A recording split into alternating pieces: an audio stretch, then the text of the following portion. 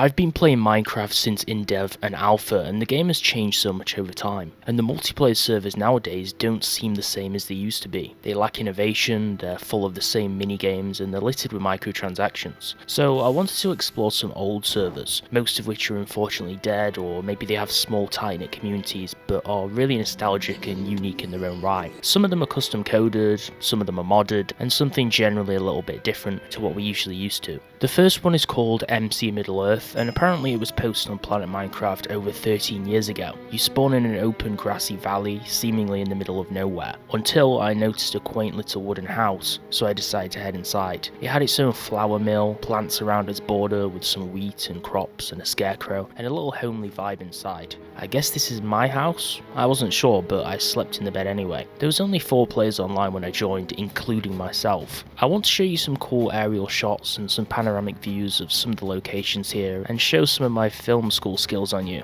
Yeah, I'm flexing those DOP skills. Just joking. Anyway, the server is filled with so many little villages full of houses, valleys, all interconnected with pathing, windmills dotted on the hills, littered alongside hundreds of trees and nearby forests with lakes and flora. You can really tell this server had so much work and effort put into it over the 13 years or more that it's been online. A lot of the villages do look the same, so I figure maybe they copy and pasted some of the structures, but the valleys do look really beautiful, kind of like something you'd expect to see with a terrain mod. There was a really nice village with a little hobbit hatch in the hill, connected by a bridge with its houses on both sides of the river, with more forest nearby. This led to some kind of other town right next to it, with a real hobbit village hidden inside the mounded hill. I'm not sure if this was the Shire itself, or just a little hobbit domain, but it really mirrored that Lord of the Rings feeling. So of course I decided to be nosy and look inside the hobbit housing. All in all, I think this server has some of the most gorgeous builds, and it really makes for some cinematic shots from the sky. I'll show you a few of those views of some of the spots.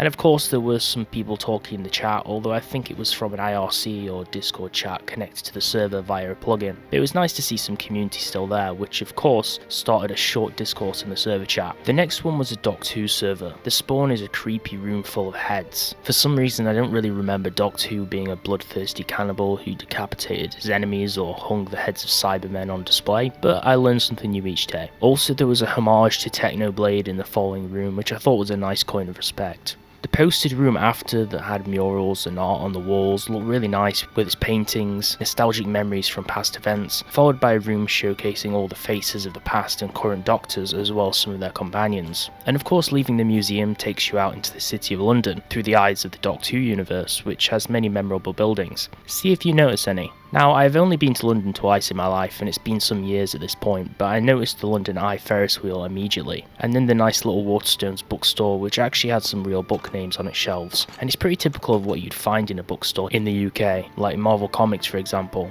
And of course you have to have a Costa coffee right next door for all the hipsters, although it's news to me that they use a Minecraft brewing stand to make their coffee over at Costa. You'll also notice there's TARDISes dotted all around the city. It's kind of like littering actually, all the doctors seem to just leave them there. I must say they really nailed the Tesco signs though at the bank. I did try to steal some of the TARDISes, but I didn't have the key, and apparently I was not a companion either. There's Westminster Abbey for an example, or you might see Big Ben, or factories across the lake. It's really a well built server actually, although it kind of broke the immersion seeing that divide where there was a creative build section, positioned right next to London, with a giant pair of TARDIS skyscrapers and some Santa's Workshop build. But I'll give you a little montage of some of the other buildings.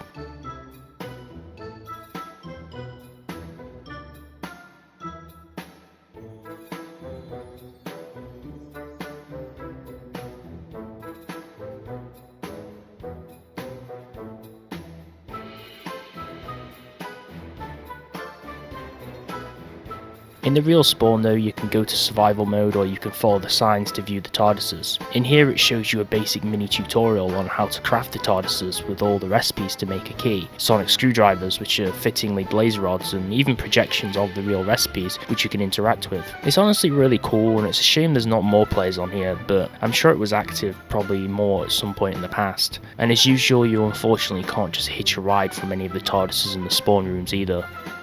Next up is Rokucraft, a server for those of you who love Avatar: The Last Airbender. Apparently I was the only player on this server, so I followed the magical bridge towards the giant Aang statue. It was kind of like an Asgardian Bifrost bridge. To get started, you talk to Master Roku to begin the tutorial. Here you get to test out all of the different elements, the first being airbending. I'll show you a few of the skills from all the elements, all of which are really cool and well made and super impressive from a server mod, and you can test them on the practice dummies. After completing each course, you talk to the element trainer in the building to go to the next level.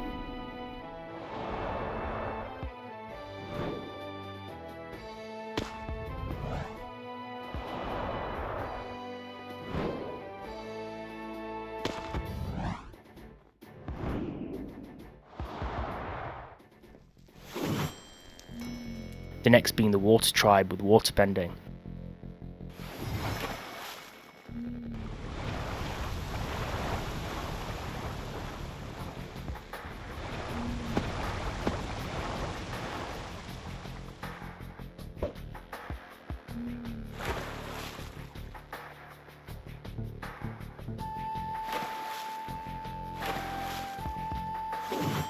Followed by the earthbending sequence. I think the earthbending was honestly one of the coolest though, because you get to throw boulders or form big rock walls or raise and thrust blocks at your enemies.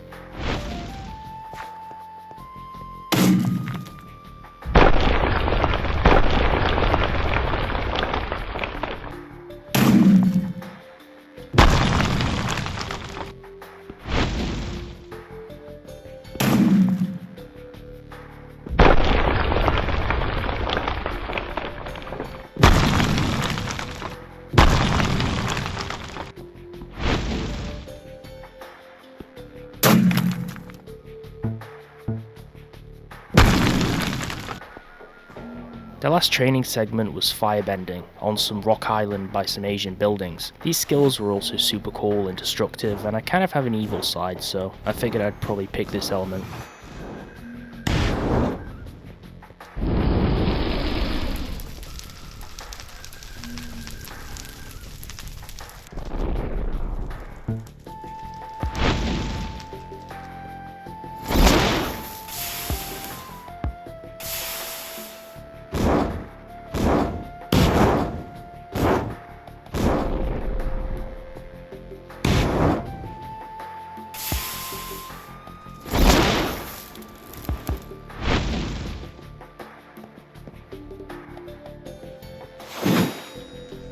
Then after finishing your training, you're on a big floating rock surrounded by huge sculptures which correspond to the different elements, and you have to follow the path you want to pick the right element. Of course I chose fire. Then I spawned on some Fire Nation ship with a handbook showing the commands with the rules and some random dude who sold some scrolls. I arrived at the docks where Roku was waiting for me to show me how quests worked. Apparently I had to do his dirty work and deliver some flowers to his love interest.